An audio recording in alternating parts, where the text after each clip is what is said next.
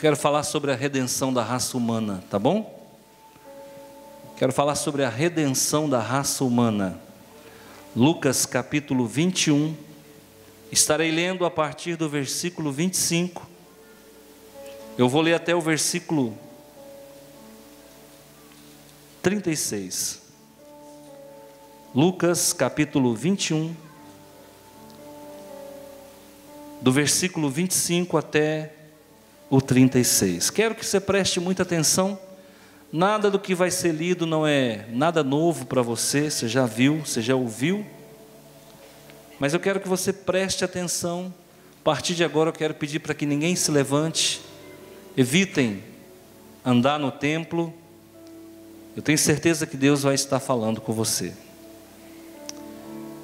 E haverá sinais no sol, e na lua, e nas estrelas, e na terra angústia das nações, em perplexidade pelo bramido do mar e das ondas, homens desmaiando de terror. Leia comigo: homens desmaiando de terror. Homens desmaiando de terror, na expectação das coisas que sobrevirão ao mundo, porquanto os poderes do céu serão abalados. E então verão vir o Filho do Homem numa nuvem com poder e grande glória. Ora, quando essas coisas começarem a acontecer, olhai para cima e levantai a vossa cabeça, porque a vossa redenção está próxima. E disse-lhes uma parábola: olhai para a figueira e para todas as árvores, quando já começam a brotar, vós sabeis por vós mesmos, vendo-as, que perto está já o verão. Assim também, vós, quando virdes acontecer essas coisas, sabei que o reino de Deus está perto. Em verdade vos digo que não passará esta geração, até que tudo aconteça. Passará o céu e a terra, mas as minhas palavras não hão de passar. E olhai por vós, para que não aconteça que o vosso coração se carregue de glutonaria, de embriaguez e dos cuidados da vida, e venha sobre vós de improviso aquele dia, porque virá como um laço sobre todos os que habitam na face da terra, de toda a terra. Vigiai, pois, em todo o tempo, orando.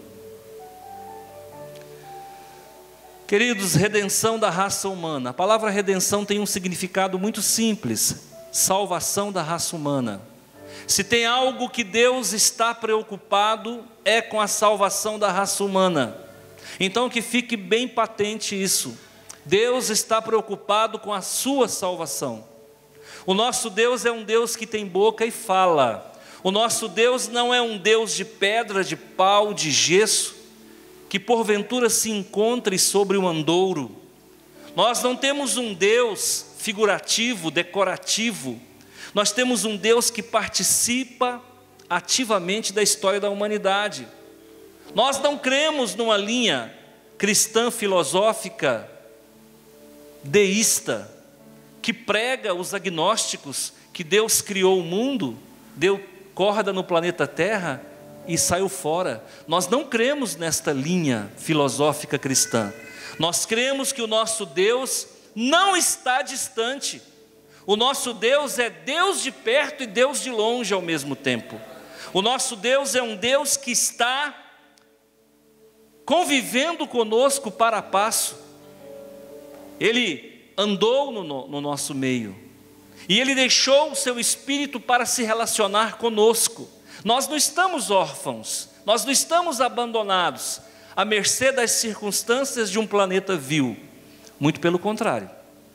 Deus quer salvar a raça humana. Mas para Deus salvar a raça humana, Deus precisa salvar cada um individualmente. E eu não sei quantos aqui estão na noite de hoje, que porventura entra e sai desse templo, mas ainda não assumiu um compromisso genuíno, veraz com Deus. Queridos irmãos, se tem algo que é perene na nossa vida, é a nossa salvação. Tudo passa, mas a salvação permanece, porque o nosso Deus é o mesmo ontem, hoje e para sempre o será. O Deus que amou continua amando e não deixará de amá-lo, porque o nosso Deus é um Deus que não muda o discurso, o nosso Deus é um Deus que mantém a retórica, o nosso Deus é um Deus que abarca, que abraça, que compartilha e que nos ama. Nós acabamos de ver aqui um vídeo ilustrativo do que está acontecendo. Agora a bola da vez é o coronavírus. Mas o que muita gente não sabe é que esse vírus já existe, já foi identificado desde a década de 60. Agora que ele está na moda. Mas o coronavírus, ele existe, já foi identificado desde a década de 60. E o coronavírus, ele tem 7 cepas. Ele tem 7 variáveis de si mesmo, 7 mutações. E essas 7 mutações, elas vêm do morcego, elas vêm da serpente, elas vêm do bovino, ela vem dos animais. Então esse vírus, quando entra na raça humana, porque ele é hospedeiro intermediário, por exemplo, do morcego, mas ele é hospedeiro definitivo do homem. No morcego ele consegue conviver com o genótipo do morcego e ele não traz malefício nenhum para o morcego. Mas quando ele entra na corrente sanguínea humana, ele destroça. Mas por que ele destroça? Porque ele não é um vírus in natura. Ele não é um vírus como Deus criou. Ele é um vírus mutacional. Ele é um vírus mutante que acaba assumindo uma capacidade virulenta, venenosa, além das proporções devidas. Então, queridos, esse vírus é antigo. Só que agora ele está letal. E na classificação de letalidade dentro da biologia, esse vírus é tipo 2, porque existe um vírus mais letal do que ele, que é o chamado vírus ebola. Então o ebola é mais mortal do que o vírus coronavírus. Então numa escala nós temos o vírus da varíola, nós temos o vírus coronavírus e nós temos o vírus da ebola, o ebola. Então, queridos, não é para alarmar vocês, não é para assustar vocês, mas tudo que está acontecendo já estava previsto na palavra de Deus. E quem diz que a Bíblia é ultrapassada não sabe o que está dizendo. A Bíblia é tão atual que existem coisas que ainda não aconteceram, que ainda vão acontecer. E agora nós estamos vivendo o quê? Nós estamos vivendo o apagar das luzes. A partir de agora, irmãos, o mundo começa a ser mergulhado numa treva, numa densa treva. Por quê? Porque a sociedade se convulsiona, porque a sociedade perdeu o fogo do Espírito, o fogo do amor de Deus. Agora é pai contra filho, filho contra pai. Agora não há mais respeito com o idoso. Agora não há mais respeito com a criança. Agora não há mais respeito com a gestante. Não há mais respeito com as autoridades. Nós estamos vivendo o colapso da sociedade num processo chamado pós-modernidade, onde todas as metas narrativas são abolidas e onde não há mais nada absoluto, tudo é relativo. Então, queridos, isso é o apagar das luzes, isso é o fechamento de ciclo, isto é a prova cabal de que Jesus está voltando.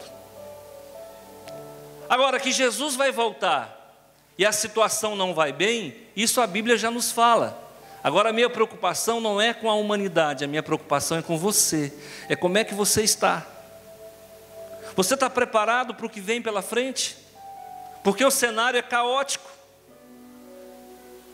Irmãos, o palco já está montado, nós já sabemos quem é o palhaço, nós já sabemos quem é quem na ordem do dia. O palco está montado, Jesus está à porta. Então Jesus está voltando para quê? Ele está voltando para implantar o milênio, que é algo que nós deveríamos estar esperando ansiosamente. A vinda, o retorno de Jesus é a redenção da humanidade. Agora, antes de Jesus voltar, tem que piorar. grava uma coisa no seu coração: para melhorar, tem que piorar. Se não piorar, não melhora. E do jeito que está, ainda está bom. A palavra de Deus diz que a água vai se transformar em sangue. A palavra de Deus diz que vai faltar água potável. A palavra de Deus diz que muitas pestes vão acometer a humanidade. Isso aqui é apenas mais um vírus. Mas virão outros. Virão outras cepas. Virão outros vírus que estarão assolando a humanidade, dizimando populações. A fome. Para quem acha que a fome é algo totalmente africano, não se engane, tem gente passando fome em Rio Verde, tem gente passando fome em Goiás, tem gente passando fome em São Paulo, tem gente passando fome nos Estados Unidos. Então, queridos, eu quero que nós tenhamos cuidado e prestemos atenção, que os dias são maus. Mas a pergunta é: pastor, quando é que Jesus vai voltar? Preste atenção. Para Jesus voltar, o anticristo precisa se manifestar. Para o anticristo se manifestar, o templo de Jerusalém precisa estar pronto.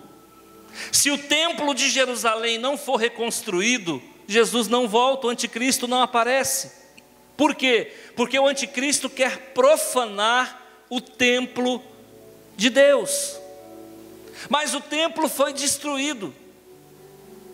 O general Tito, a mando do seu pai, o general Vespasiano, que agora é imperador de Roma, sitia a cidade de Jerusalém e fica 2 anos com legiões e legiões e legiões romanas sitiadas ao redor dos muros de Jerusalém, esperando acabar a comida, esperando acabar a água, e o povo começa a morrer de fome. Depois de um cerco de 2 anos, o general Tito então ordena os soldados para entrarem dentro de Jerusalém e matar quem sobrou, porque eles já estavam comendo uns aos outros. Um historiador chamado Flávio Josefo, ele consegue fugir. Ele é um desertor do exército judeu, por isso que ele é odiado pelos judeus. Ele consegue desertar, fugir, debanda e passa para o lado de Roma. Quando ele chega do outro lado do muro, que ele consegue fugir, ele se apresenta para o general e fala: eu sou um desertor, quero lutar junto com Roma. E aí ele passa a contar a história que ele viu lá dentro e passa a contar a história que ele viu lá fora. E Flávio Josefo conta no seu livro que as pessoas estavam comendo umas às outras, porque elas estavam morrendo de fome dentro dos muros de Jerusalém. Mas acontece que Jesus havia predito isso anos atrás, há 30 e poucos anos atrás. Jesus havia predito isso. Ele disse: olha, está vendo essa construção, esse templo faraônico, esse templo bonito, esse templo salomônico? Não ficará pedra sobre pedra que não seja derrubada.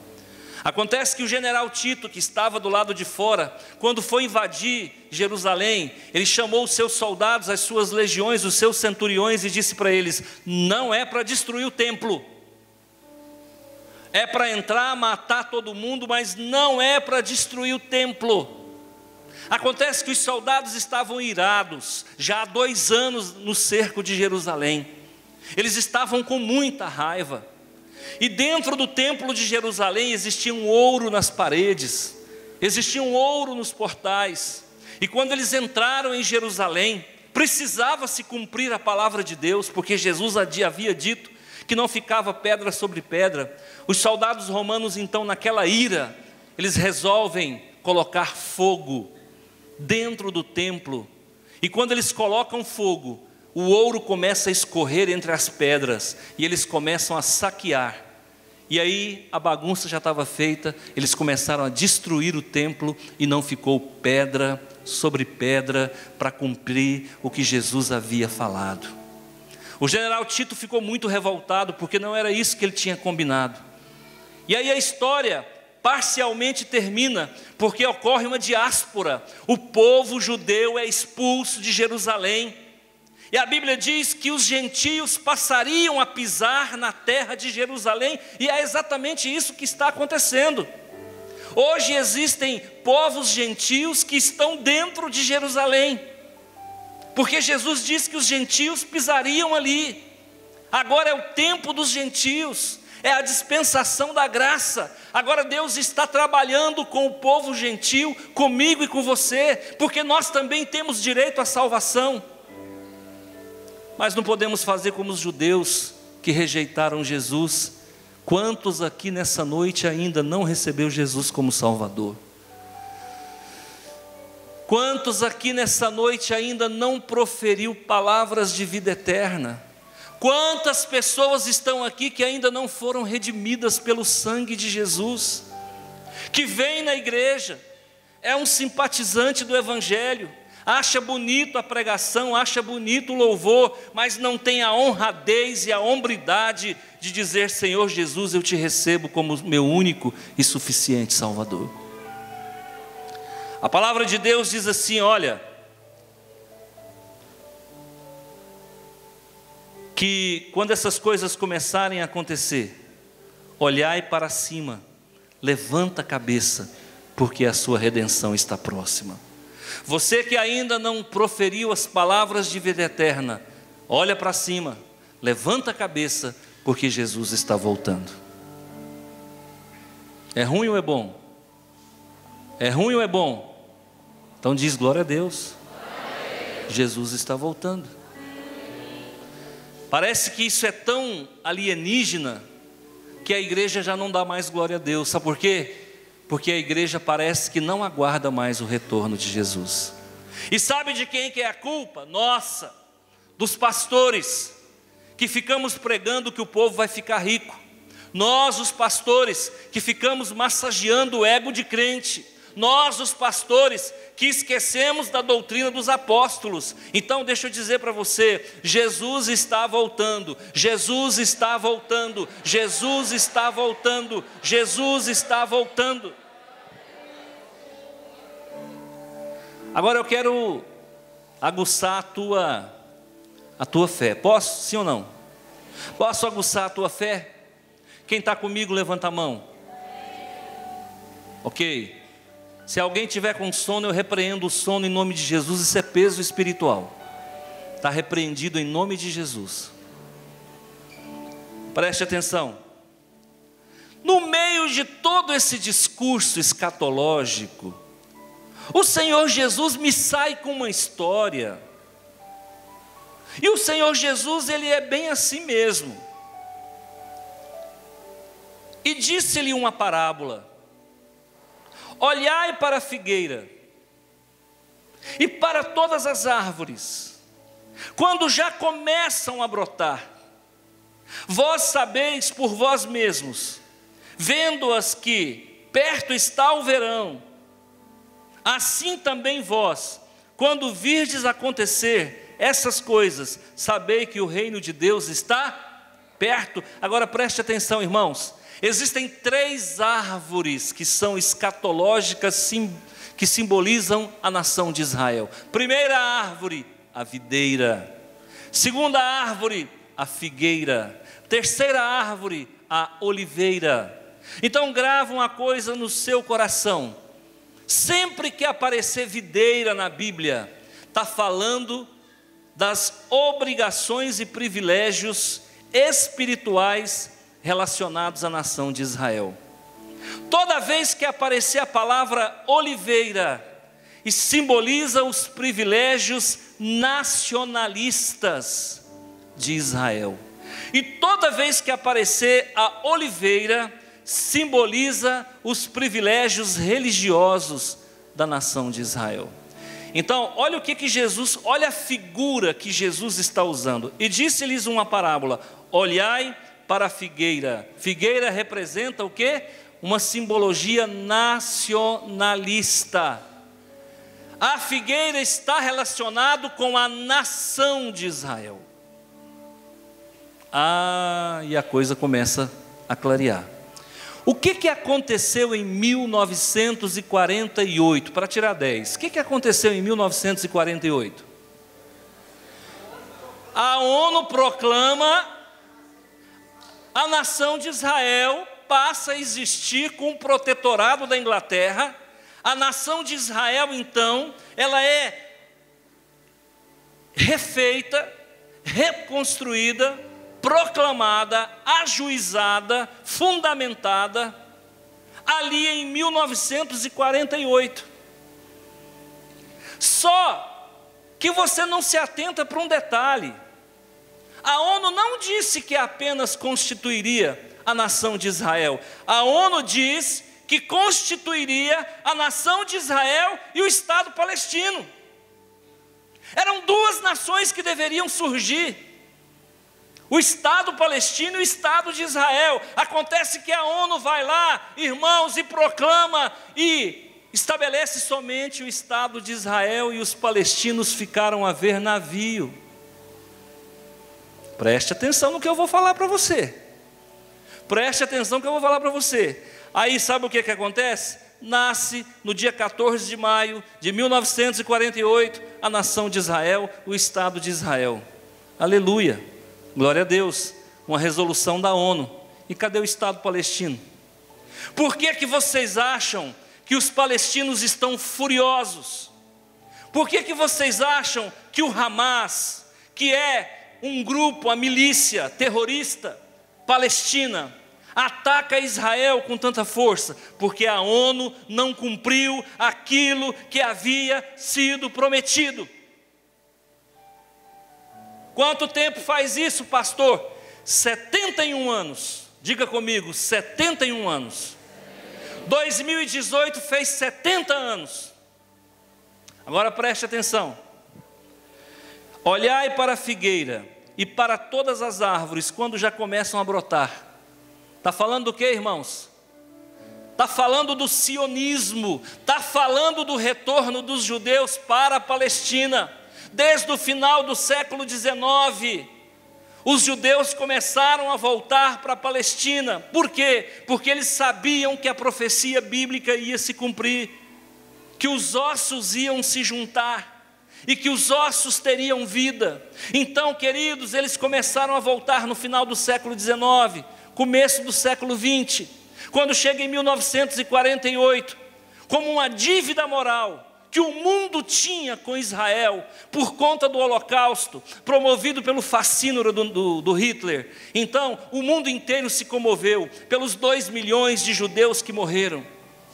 Então, resolvem dar de presente para Israel um Estado novo, o Estado de Israel. Mas foi feita uma promessa, e não foi cumprida com o Estado da Palestina. E aí sabe o que acontece? Nós estávamos esperando a volta de Jesus para o ano passado.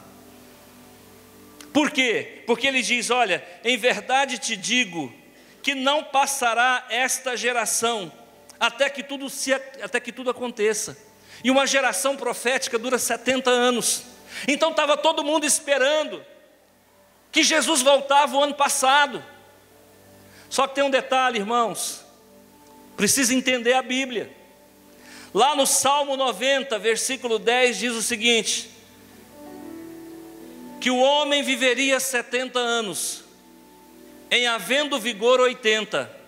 Então, uma geração profética não é só 70, ela pode ser 80.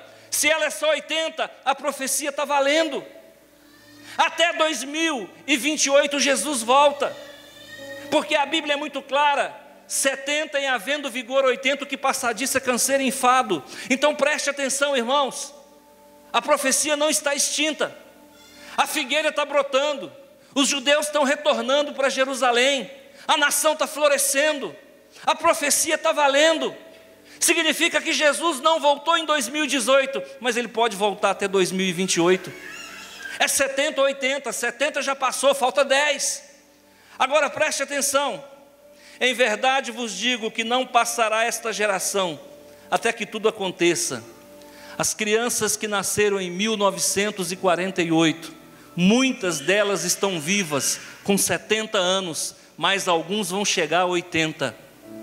Então haverá pessoas, no meu entendimento, que já estão com 70 anos, esperando Jesus voltar, porque nasceram em 1948, mas antes de inteirar 80, Jesus está voltando. Aí você fala: pastor, você me desculpa, O senhor está forçando a hermenêutica. Estou forçando a hermenêutica, então preste atenção. Irmãos, em 1948 a ONU prometeu que criaria o Estado de Israel e o Estado palestino. Criou o Estado de Israel, sim ou não? Criou o Estado palestino? Mas agora, essa semana, no dia 28 de janeiro de 2020, Donald Trump, olha só, Donald Trump, que já havia transferido a embaixada dos Estados Unidos de Tel Aviv para Jerusalém, agora se reúne com Benjamin Netanyahu e diz o seguinte: vamos construir o Estado palestino. E agora Donald Trump comprou a briga. Ele quer a construção do Estado palestino. Meu Deus, preste atenção, a embaixada dos Estados Unidos já está em Jerusalém. Ele está dizendo: eu a partir de agora reconheço Jerusalém como a capital de Israel. Preste atenção, agora Donald Trump no dia 28 de janeiro diz o seguinte: eu quero a proclamação do Estado da Palestina. Sabe o que significa isso, irmão? O cumprimento da profecia. E sabe o que significa isso, irmão? Só falta uma coisa Donald Trump fazer: autorizar a construção do Templo de Salomão. Só está faltando uma profecia. Meu Deus do céu! Meu Deus do céu! E tem gente achando que Jesus está demorando. Está no tempo. Preste atenção, Israel já é nação, a figueira está florescendo, o povo está voltando para Jerusalém. Preste atenção, a embaixada dos Estados Unidos já está em Jerusalém. Os americanos são os protetores. Agora o mandatário maior dos Estados Unidos está dizendo: já levei a embaixada para lá, agora eu quero o Estado palestino. Sabe por que ele quer o Estado palestino? Olha para mim, aprende um pouquinho. Sabe por que Donald Trump quer criar o Estado palestino? Porque quando ele fizer essa graça para os palestinos, ele cria créditos para si mesmo, para autorizar a construção do Templo de Jerusalém. Irmão, construir o Templo de Jerusalém segura a calça. Aperta o cinto, porque o anticristo vai vir com todas as letras, porque ele tem que entrar no templo e profanar o templo. Pastor, mas quanto tempo leva para construir o Templo de Jerusalém? Escuta, você acabou de ver o vídeo. Os chineses vão construir um hospital para 1000 pessoas em 6 dias. Escuta, preste atenção. Os chineses vão construir um hospital para 1000 pessoas para atender as 90 mil que estão infectadas, que o governo não fala a verdade. Morreu 300, que morreu 300, morreu 50 mil. E aí o governo chinês vai construir um hospital em 6 dias. Com a tecnologia que hoje existe em Israel, eles constroem o templo em 1 semana. E aí o judeu que está batendo cabeça na parede, no muro, porque aquilo que eles chamam de muro lá, irmãos, é o alicerce do que sobrou do templo. O alicerce está pronto. O que demora numa construção, irmão? Fala para mim. Levantar a parede hoje é pré-moldado. A parede já vem pronta. Hoje tem máquina de rebocar. Você reboca uma igreja dessa aqui em 2 dias. Então preste atenção, queridos, nós estamos no último toque da trombeta. Está faltando agora o quê? O templo ser reconstruído. No que o templo for reconstruído, o anticristo vai mostrar a cara dele. Quando o anticristo mostrar a cara dele e ganhar todo mundo, ele invade Jerusalém. Quando ele invadir Jerusalém, irmão, aí a ira de Deus vai, ele invade o templo. Quando ele invadir o templo, a ira de Deus vai descer. Você não tem noção. Você não tem noção. Hoje há uma arquitetação bélica, maligna, satânica, de uma aliança covarde do Reino do Norte, que envolve Turquia, que envolve Irã, que envolve Rússia, que envolve a Síria, que envolve os palestinos, que envolve o Líbano e que envolve alguns países árabes como a Jordânia e outros, para tentar destruir Israel. Então, quando isso tudo acontecer, eu falo para você que em 10 anos tudo isso acontece. Pastor, o senhor é doido, está marcando a volta de Jesus. Irmão, você entenda o que você quiser. Uma coisa é certa, o cenário está pronto. Agora é uma questão de ficar atento. Olha para Israel. Israel é o relógio do mundo. O que você acabou de ver o cientista? Cientista não é homem que crê não, hein? Falta 100 segundos para o fim do mundo. Os cientistas já entenderam, irmão, que esses governantes que estão aí botam fogo no mundo. Pega esse americano, pega aquele da Síria, pega o da Turquia, pega o da Rússia, pega o coreanozinho lá, pega esse povo tudo aí, irmão, eles põem fogo no mundo. Falta 100 segundos para o mundo entrar em colapso, em guerra total. Então preste atenção. Como é que está a tua vida? Você está aí vendo tudo acontecer, irmão, com a boca cheia de dente. O que você vai fazer? Está brincando com coisa séria?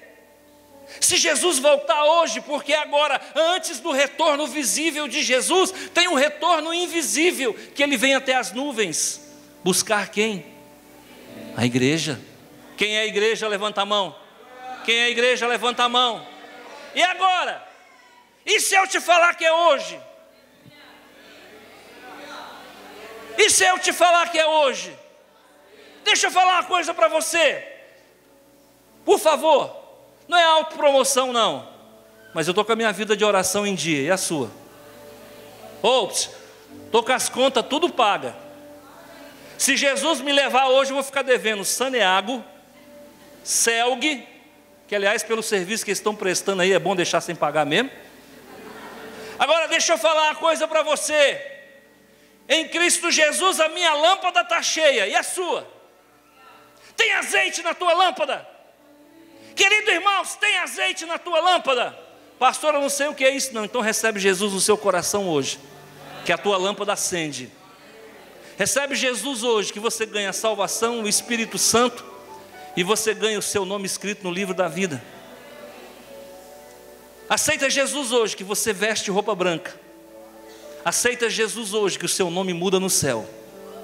Irmãos, é simples. Já fica decretada uma coroa para você, porque você vai ser galardoado. E eu digo para você, dá tempo de tomar a maior decisão da sua vida. A maior decisão da sua vida não é a mulher com quem você se casou. A maior decisão da sua vida não é o time que você escolheu para torcer, que não ganha nada. A maior decisão da sua vida não é a fazenda que você tem. A maior decisão da sua vida, irmãos, não é o curso superior que você fez. A maior decisão da sua vida é saber se você tem vida após essa vida. Se você partir agora, para onde você vai? Pastor, eu não sou tão bom para ir para o céu, nem tão ruim para ir para o inferno. Vai ficar no meio da estrada? Que unção de andarilho é essa? Jesus tem para você uma morada celestial. Jesus tem para você a nova Jerusalém. Então preste atenção, entrega a tua vida para Jesus agora, se você não fez. Entrega a tua vida para Jesus agora. Ah, eu não perdi a oportunidade não. Por isso que é bom a gente mergulhar no pecado, porque de pecado eu conheço, irmão. Do lugar de onde eu vim, a gente bebia sangue de galinha. Do lugar de onde eu vim, a gente passava a noite acordado cultuando Satanás. E eu não quero voltar para lá não. Eu sofri muito. Não quero voltar para aquela vida. Então quando me apresentaram Jesus, eu me apeguei com ele, a ele com todas as minhas forças. E eu não quero voltar para aquele mundo não. Agora tem pessoas, irmãos, que às vezes não bebe, que às vezes não fuma, que às vezes não trai a mulher. E por conta disso ele acha que não precisa entregar a vida dele para Jesus. A palavra de Deus diz que todos pecaram, destituídos estão da glória de Deus. Se você disser que não peca, você já é mentiroso, porque todos pecam. E o pecado que há em nós não é só o pecado presente, existe um pecado original que veio de Adão e Eva, nós já nascemos pecadores. Eu quero deixar essa palavra para o seu coração. Ainda tem 10 anos para Jesus voltar. Se essa profecia está bem interpretada, ainda tem 10 anos para Jesus voltar. Agora preste atenção, o Estado da Palestina vai sair. Sabe o que o presidente da Palestina falou? Estou com as relações cortadas com os Estados Unidos e Israel. Que dia foi que ele teve relação com os Estados Unidos e com Israel? Ele é um ator. Na verdade, eles nunca tiveram relação com os Estados Unidos e com Israel. Sabe o que ele quer? Ele quer fazer de conta que está chateado para ele poder angariar mais benefícios. Ele vai aceitar o Estado da Palestina. Sabe por quê? Porque tem 71 anos que isso foi prometido e nunca foi cumprido. Faz parte do jogo. Agora ele vai dar uma de difícil, mas o Donald Trump vai acabar convencendo ele. Agora, se o Donald Trump não for impeachmentado e ele for reeleito, segura, porque o templo vai ser construído. É bom ou ruim, pastor? Se a igreja for arrebatada antes, é bom. Se a igreja não for arrebatada antes, é ruim. Se Jesus voltar hoje, quem fica feliz? Eu não fico, eu vou com Jesus, irmão. Se você quiser ficar, você pode ficar, é um direito que você tem. Se é para o bem de todos e felicidade geral da nação, diga ao povo que eu fico, mas eu não fico. Quem quer ficar aqui? Ninguém mais quer. Você também não quer não, meu filho, não levanta a mão não. Ninguém mais quer ficar aqui, por quê? Porque nós não somos desse mundo, a nossa pátria não é aqui, nós somos forasteiros em terra estranha. Mas para isso você tem que receber Jesus no seu coração. Quem ainda não recebeu Jesus no coração? Será que tem alguém aqui nessa noite? Porque se você não recebeu Jesus no coração, você é mais macho do que eu. Porque eu já temi e tremi. Se você não aceitou Jesus no seu coração, eu acho que você tem mais fé do que eu. Porque eu me rendi logo. Quando eu soube quem era o Salvador e o que Ele podia fazer pela minha vida, eu já tomei uma decisão rápida. Deixei os umbrais do espiritismo, deixei as masmorras do espiritismo, deixei os orixás, deixei os guias, entreguei minha vida para o Senhor e Salvador Jesus, e de lá para cá tem sido só bênção. Aqui e ali nós temos luta, mas a gente continua de pé, porque Jesus nos fortalece. Quero que você feche os seus olhos. Eu quero que você pense numa coisa. Eu quero morar com Deus. Eu não posso me omitir. Eu preciso proclamar a minha fé.